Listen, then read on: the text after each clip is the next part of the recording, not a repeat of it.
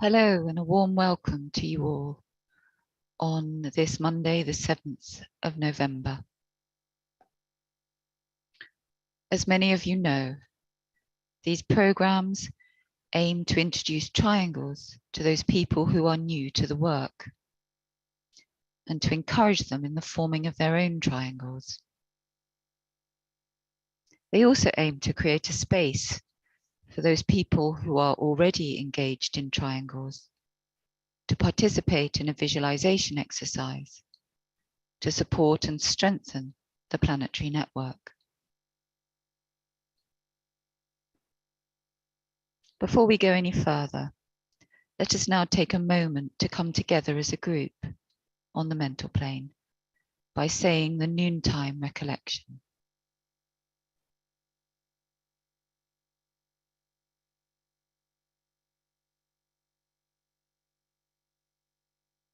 We know, O Lord of life and love, about the need.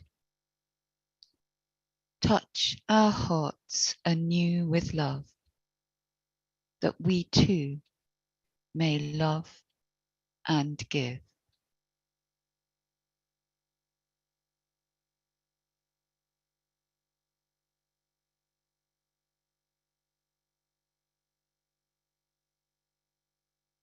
Triangles work uses the power of focused thought to uplift, transform, and illuminate human consciousness. Three people come together and daily link in thought to circulate energy through the points of their triangle.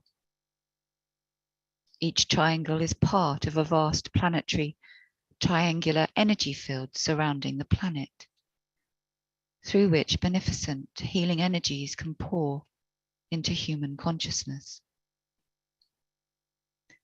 The network is created and vitalized by the daily work of each individual member. The cumulative effect of the many thousands of members all over the world who come together in consciousness to serve humanity makes it a powerful, redemptive, and effective tool. Every focused triangle that is added to the network enhances the whole, lightens the mental atmosphere of the planet, and helps to relate the inner and outer worlds.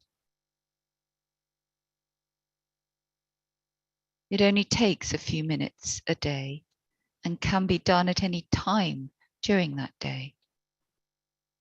It is completed by the sounding of the Great Invocation, which focuses and releases the spiritual energies available, energizing and stimulating the planetary network of light and of goodwill. So if you're new to the work and wish to be involved in this planetary service, then please do express your interest by putting your name in the chat box. And hopefully 2 others will do likewise. And if you do form a triangle, then we would appreciate it if you registered it at www.triangles.org.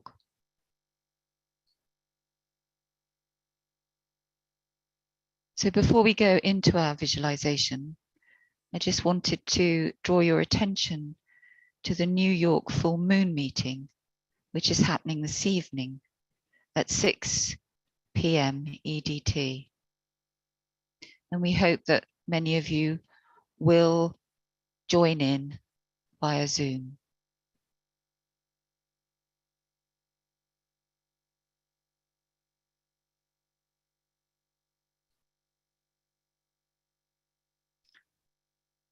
So now let's take a moment to visualize the planet as a sphere of lighted energy.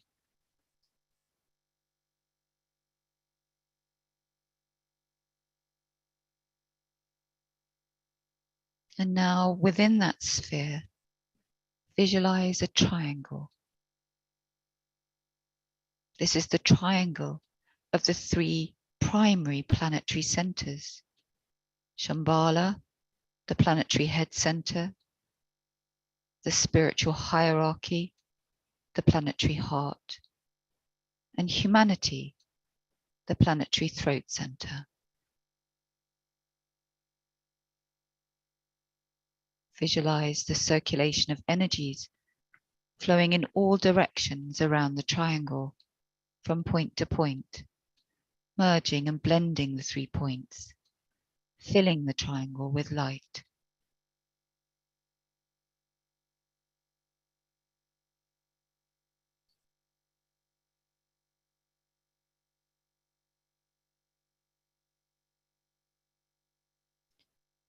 Now, superimposed upon that triangle, visualize a 5-pointed star.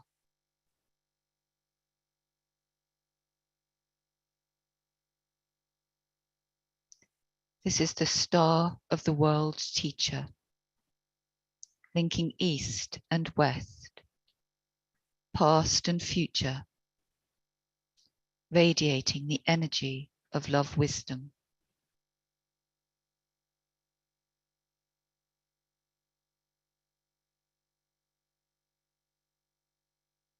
At each point of the star, the sphere of his activity, stands an outpost of his consciousness, the 5 planetary centers.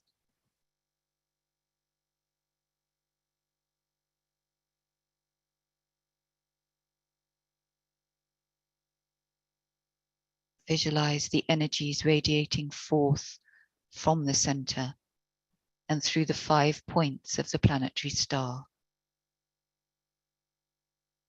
London,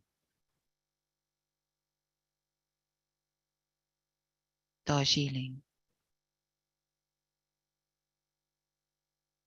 New York, Geneva, Tokyo.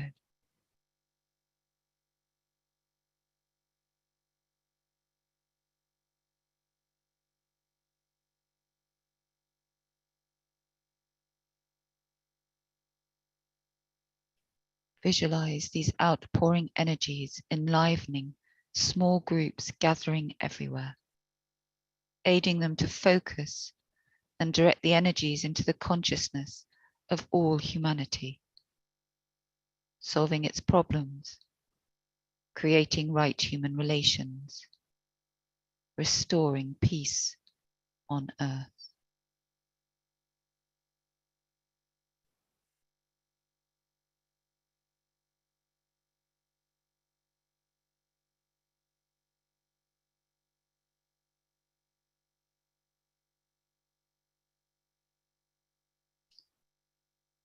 And we say together, radiance we are and power. We stand forever with our hands stretched out, linking the heavens and the earth, the inner world of meaning and the subtle world of glamour. We reach into the light and bring it down to meet the need. We reach into the silent place and bring from thence the gift of understanding. Thus with the light we work and turn the darkness into day.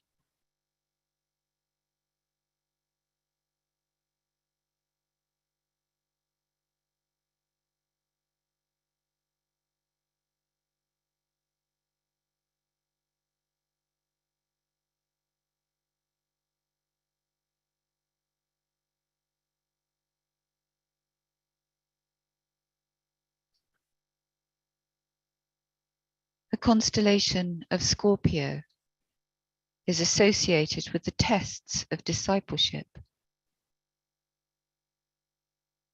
There are 3 tests that are each threefold in nature, symbolized in the great myth of Hercules as the 7-headed Hydra.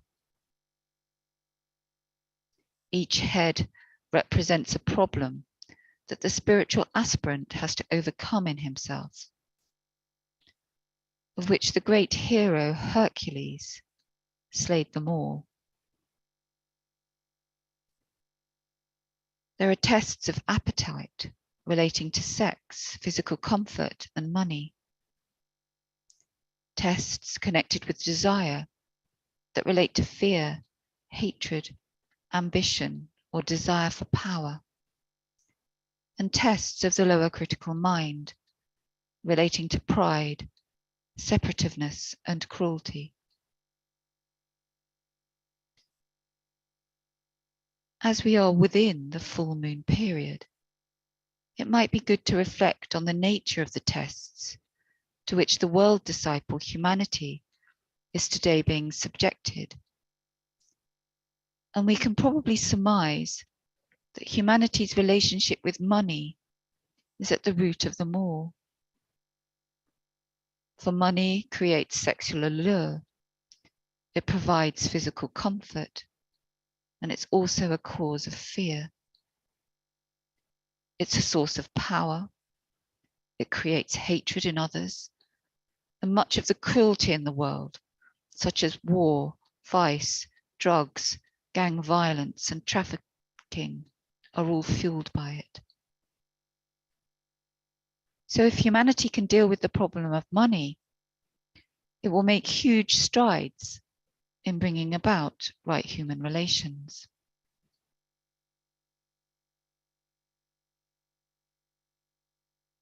The Tibetan's words on this are most revealing.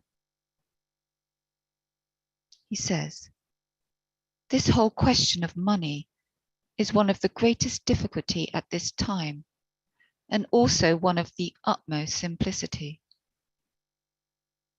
The difficulty is due to the wrong thought, which for generations has been brought to bear upon the problem, leading to wrong attitudes, even among the most devoted disciples. The attitude of humanity to money has been colored by greed, by grasping for the lower self, by jealousy, by material desire, and by the heartbreaking need for it, which in its turn is the result of these wrong attitudes. These wrong attitudes lead to the disastrous economic conditions which we find all around us. They are effects of causes which are initiated by man himself. In the regeneration of money and in the changing of man's attitude to it will eventually come world release."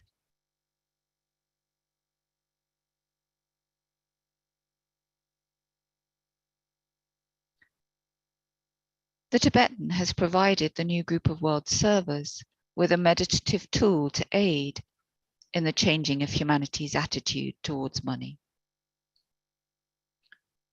Money is the manifestation of energy which can be selfishly or unselfishly used. The money meditation, when rightly utilized, has the power to shift human focus away from seeing money as a means for meeting personal and family need, to seeing it as a means to meet group or world need. The meditation aim is to deflect money from material ends so that it becomes available for the work which the hierarchy seeks to have accomplished. The money meditation is a short and dynamic meditative prayer that is available for all who are interested in participating on the Lucis Trust website. Arcane School students do this as an additional meditation on a Sunday, as recommended by the Tibetan, the Day of Power.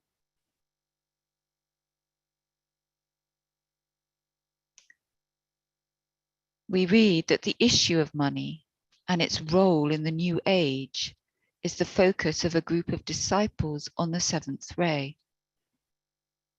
That there are also adepts who are authorities upon modern financial matters, who are preparing to institute new techniques and modes of financial interplay which will eventually supersede the current methods.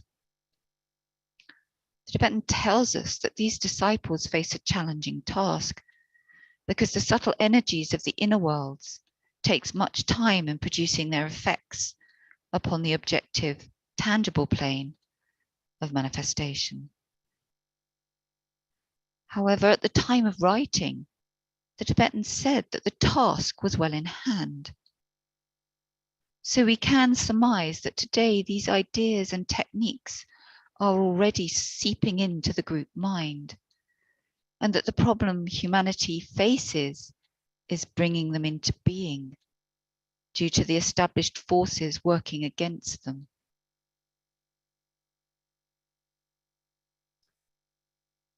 Today, within the realm of economics and finance, there are important thinkers emerging, people such as Kate Raworth, Joseph Stiglitz, Thomas Piketty, and Rutger Bregman, to name but a few.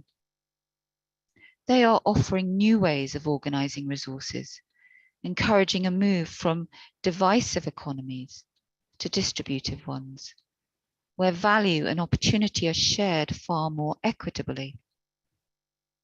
Economies that are regenerative, that support people to meet their needs and thrive, but do not destroy the planet.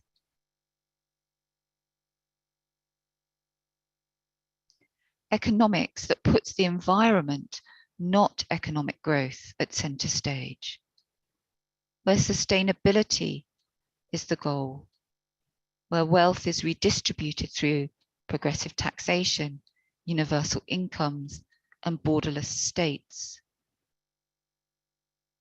Such ideas are, of course, being fiercely fought by the established forces, bringing crisis after crisis and the world instability in which we currently find ourselves. But it is through this process of crisis that humanity is being forced to face the reality of that which needs to change, and which will allow eventually the new economics to become increasingly accepted and widely implemented. Increasing inequality is widely seen as being a major problem in the world. Old-style economic theory, such as the trickle-down effect, the main policy of the UK's previous and short-lived Prime Minister, are recognised as adding to inequality rather than reducing it. It is a theory based on the belief that when growth is stimulated through lower taxes, that the wealth generated trickles down to meet the needs of the majority. Joe Biden and Kate Raworth have both been recently quoted as saying that trickle-down economics does not work, that it's a false story, and that ignoring the social economy, extremes of inequality get worse. Stiglitz and Piketty are in favour of greater taxation, particularly of the wealthy, to deal with the rising inequality in the world. However, such ideas can create very aggressive reactions, as Bregman experienced when he presented to a private panel at Davos the idea that maybe the rich needed to stop avoiding their taxes and start paying a higher rate. He went on to address the situation directly in his televised speech, saying that this is about saving capitalism.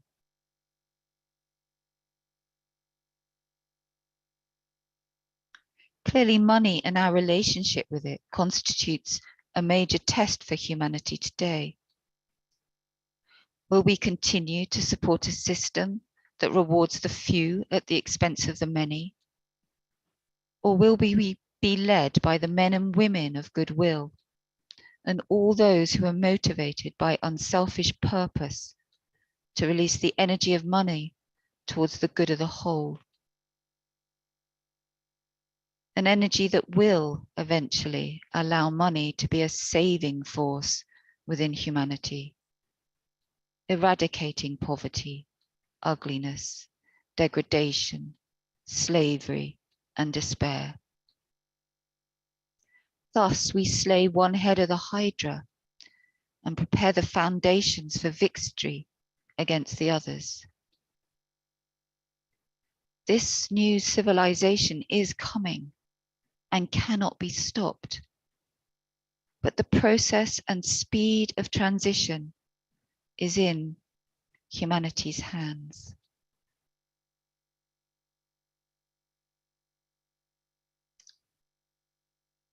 So let us now work with the potent energies of Scorpio in our meditative visualization.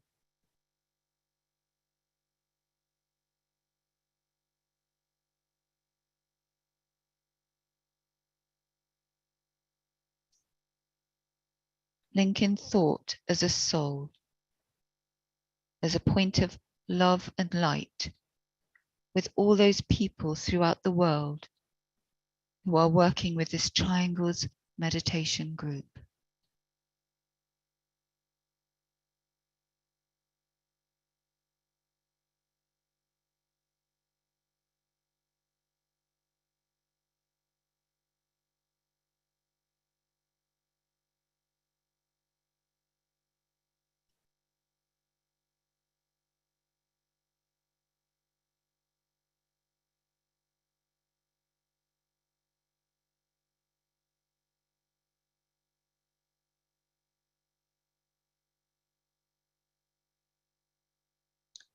In the center of the will of God, I stand. Naught shall deflect my will from his. I implement that will by love. I turn towards the field of service. I, the triangle divine, work out that will within the square and serve my fellow men.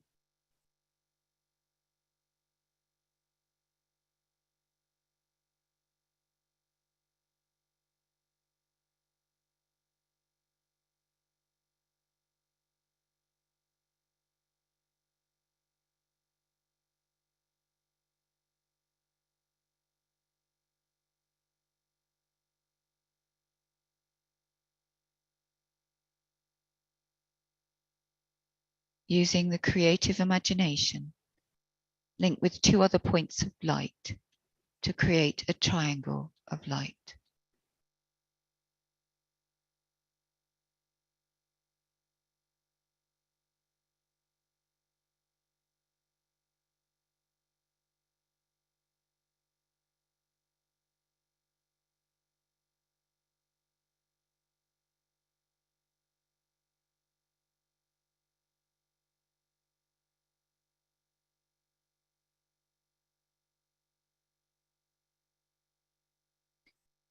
Visualize the triangle in which you are working as an essential part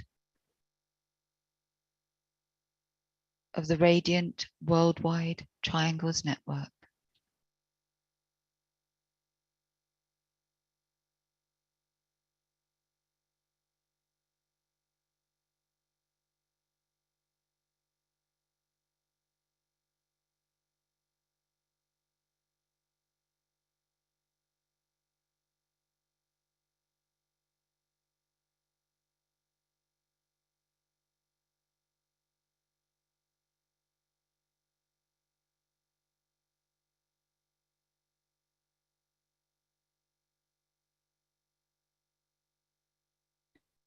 Hold the consciousness immersed within the light of the group soul, the heart of love, which underlies and infuses the network.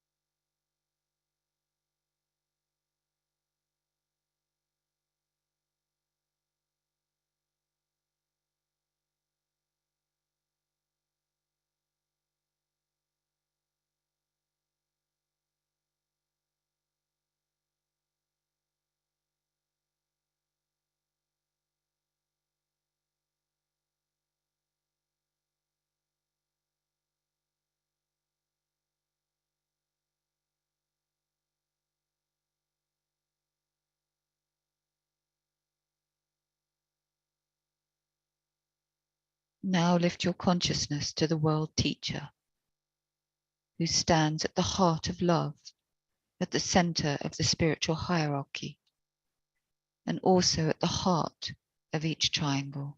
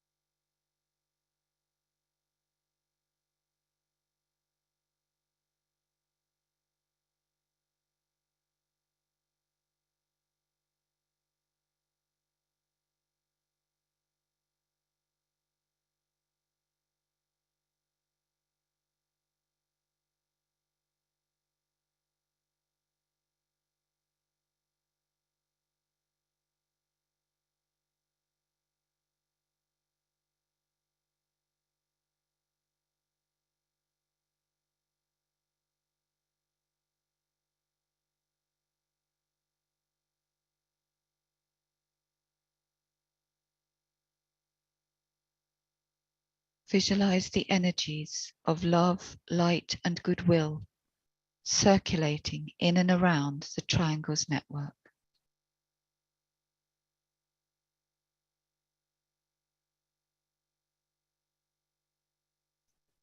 Visualize these energies unifying and eliminating all divisions within humanity, healing and transforming human consciousness, and establishing right human relationships.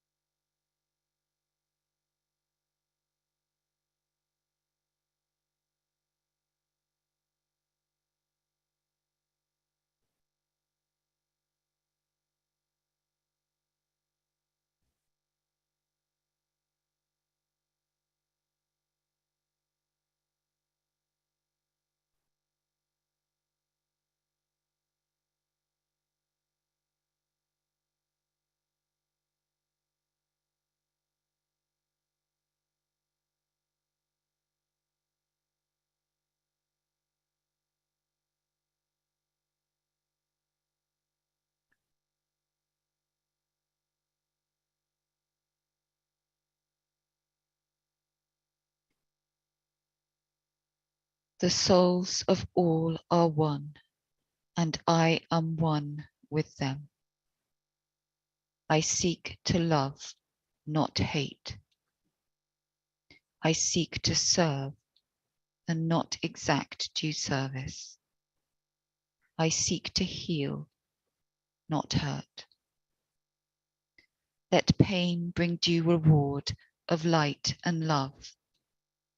Let the soul control the outer form and life and all events, and bring to light the love that underlies the happenings of the time.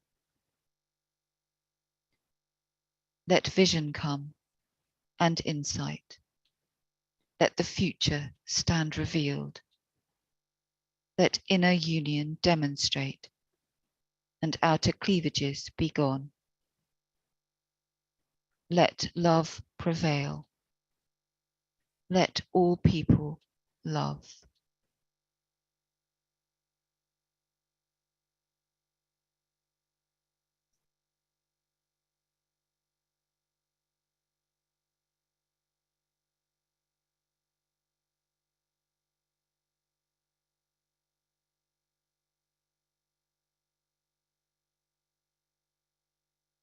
Visualize the whole planet alight with triangles. See new triangles being formed everywhere.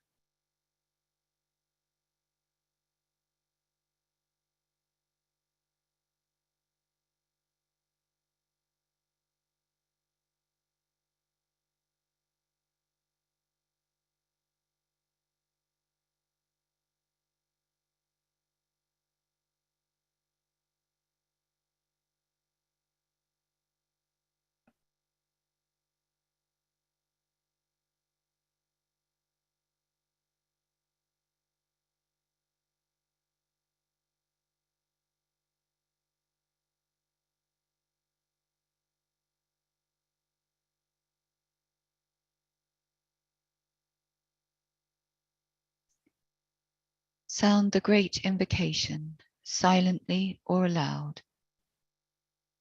As you repeat each stanza, visualize the network acting as a link between the world of spiritual realities and humanity, and as a channel through which light and love and divine purpose flow into human consciousness.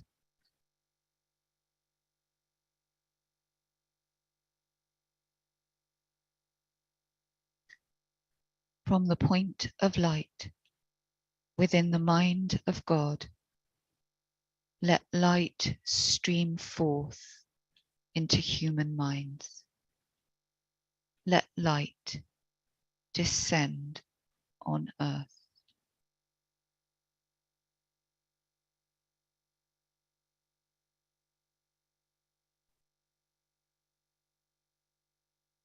From the point of love within the heart of God, let love stream forth into human hearts.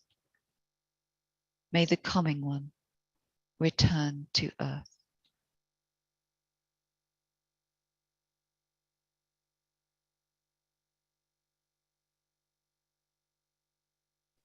From the center where the will of God is known, let purpose guide all little human wills, the purpose which the masters know and serve.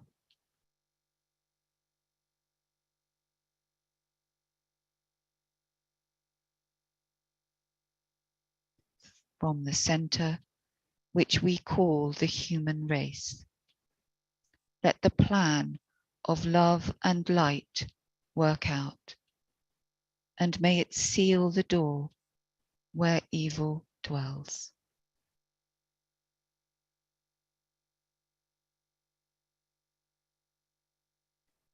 Let light and love and power restore the plan on earth.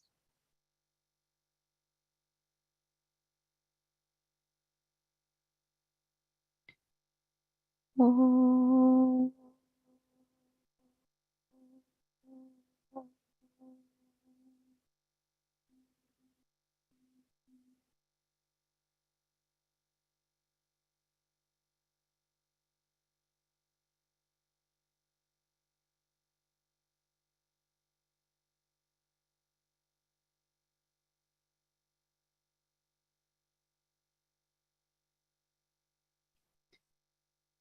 Oh.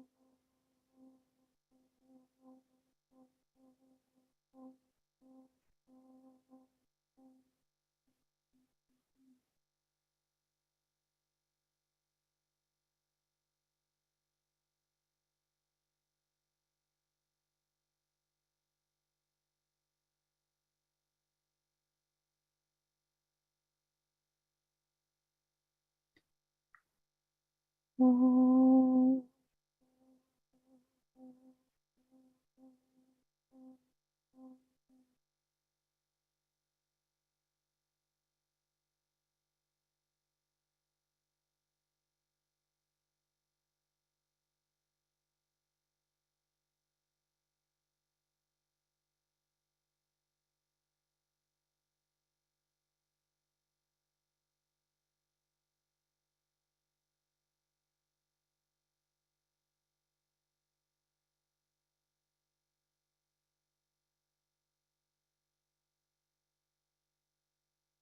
Thank you.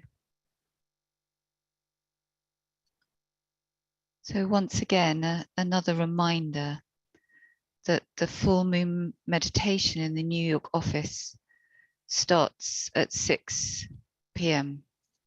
today. So I hope many of you will tune in to the Zoom broadcast.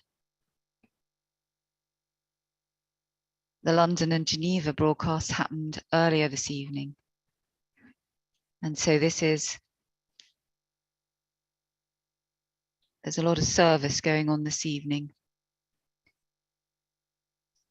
So if anyone does have any comments or any thoughts or impressions and they want to say something, then please raise your hand. I think David Trice has his hand up.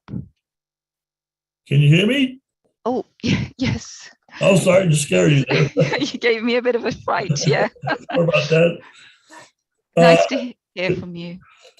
Yes, I posted in the chat box. Hold on a second. Mm-hmm.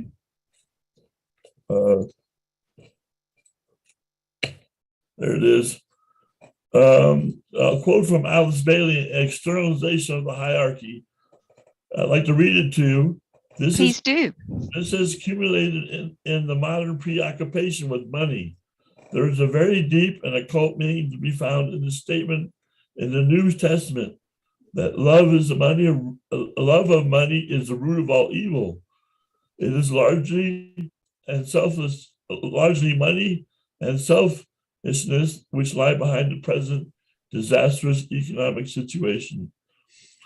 Well, what she's trying to say there is it's not money that is the root of evil, it's the love of money. Money can be used for great good, and that's why we do our Sunday meditations in Arcane School for money to be used rightly. So I just wanted, James Zotos also quoted a quote from Externalization of the Hierarchy in the chat box. Read that too, because it definitely applies. Thank you very much. Thank you, David. I will find that in the chat box. I think John wants to say something as well. Well, thank you. I just wanted to add in, as many have noted recently, that this is not just an alignment of the sun, the earth, and the moon, an exact alignment resulting in a lunar eclipse, but also on the other side, it is an occultation of Uranus. So we have the energy of the seventh ray coming very much to the fore. And with that, I will leave it to you to look for the signs as they manifest. Well, thank you. Thank you. Yes, of course, it's a very potent time at the moment, what with the eclipse and the full moon. And as you say, the seventh ray. And as I said in my talk, there are supposedly seventh ray individuals working on the problem of money, which is something that perhaps we have to take comfort from, that there are new ways,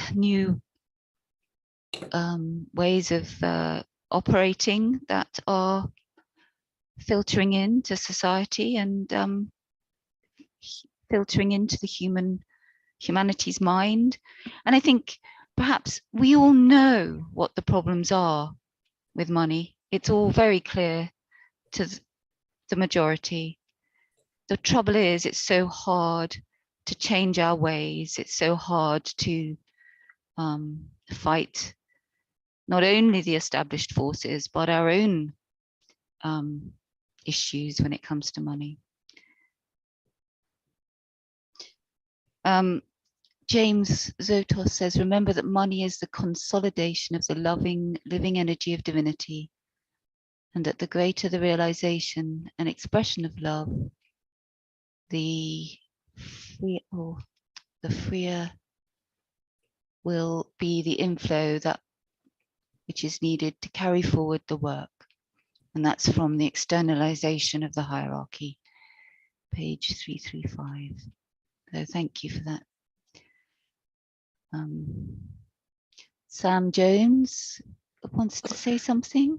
Hello, Sam. Christine. Thank you. Wonderful presentation and meditation. Thank you. I think it's about time that all people take a vow to humanity, just as nurses and doctors do, so that those that are good at making money vow to do it for the good of humanity. Yes, yes, absolutely. I think that what's happening with the COP27 as well, which is happening at the moment, this is another example of where there is widespread recognition within humanity of what needs to change. We know what we have to do to protect the planet, but there is a need for the will to see those changes through, despite the competing forces. And money and the planet, they're all interlinked. We know what's right. We know what we need to do. It's just having the will to do it. And if we don't face up to these challenges and take action, we are surely going to get ourselves into more deeper uncertainty and more dramatic crises. So yeah, it's all on us now to start bringing these changes in. Thank you, Sam, for your Thank you. And Ellie wants to speak.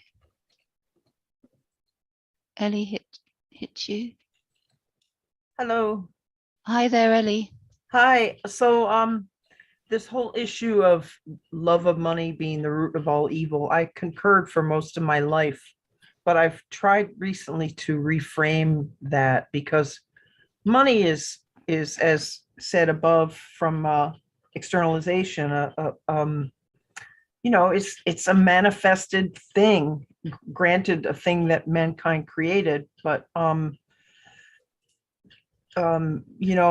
more love I find I put in my own, for instance, paying a bill, I like to write thank, or my mortgage payment, I thank the person I'm paying, so a certain amount of I don't know, how do I explain it? We've gotten where it's like this either or, money's evil or money's good, depending on how it's used. I think we can all sort of agree with that. But even, I mean, if you believe that all reality is somehow perfect, then even circumstances which hold lessons for some of us individuals, sometimes very hard lessons, have an innate good even in their seeming outer badness. Absolutely. Right? Anyway, so I think that what may be required is just to start loving money in a different way, for what it is and for the good that it can do. But we have a bigger problem, is that, right now money controls all the resources, and what we really need to do is move towards a world where resources are of the commons and not held by corporations or wealthy individuals, and start to get money more out of the picture and get citizens into the picture of we control the commons. And right now we're kind of in a convoluted version of that. But just to say that statement, the love of money is the root of all evil, may need to be given a rethink. I think it's the greed that greed. I don't even think a greedy person loves money per se. I think a greedy person is incapable of love in the way that love is needed. You know what I'm saying? So anyway, Yes. Just some thoughts for pondering. Thank you. Thank you, Ellie. In fact, if we think of taxation and our taxes, we should be proud to pay our taxes, because paying our taxes is part of us giving love, because we're paying our taxes in order for it to be distributed to others. So that is money where it is being used for the good, is love in action. And I think perhaps that's something that we perhaps all could do, is to be proud to pay our taxes. And as you say, you feel love, Ellie, when you send off your check for your utilities bill or whatever. Yes, love when we know that our taxes have contributed to helping others.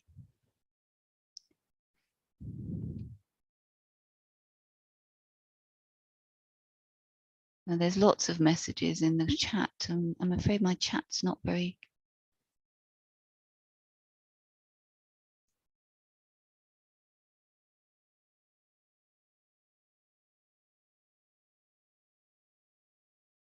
So Teresa says, I think of money as simply energy that is directed by intention. So it is neither good nor bad, but neutral. Absolutely. When directed with pure loving intention, it can be a powerful force for positive change. Energy is supposed to flow and causes problems when it's blocked or congested. So money is supposed to flow. Attachment to money stops the flow and creates the problems of unequal distribution. Thank you very much for that. That's put it very, very succinctly and well.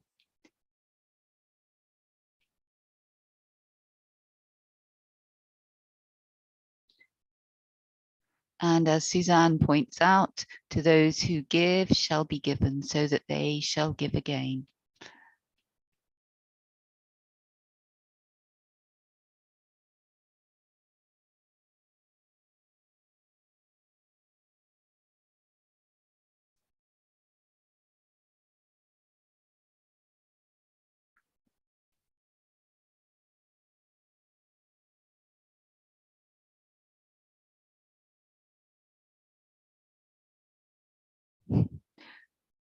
And there's lots of great comments.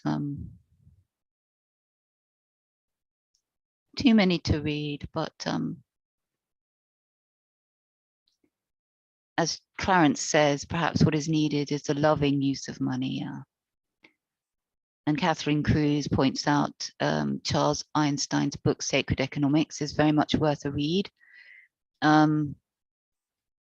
He talks about the one of the major problems in our financial worlds is the charging of interest on borrowing money, which is very interesting, considering that usury has been pretty much looked down upon by pretty much all the religious faiths. And I think it's only Islam that still considers it a sin. So.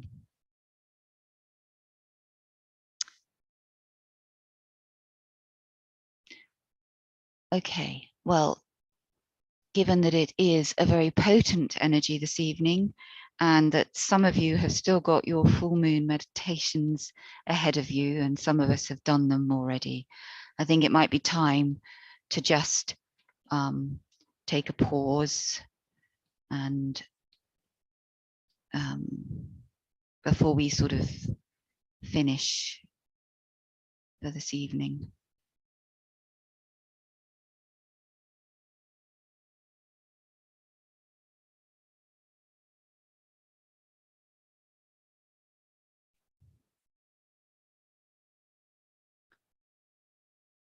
So thank you once again for joining us, and we hope to join together again with you all next week. Thank you.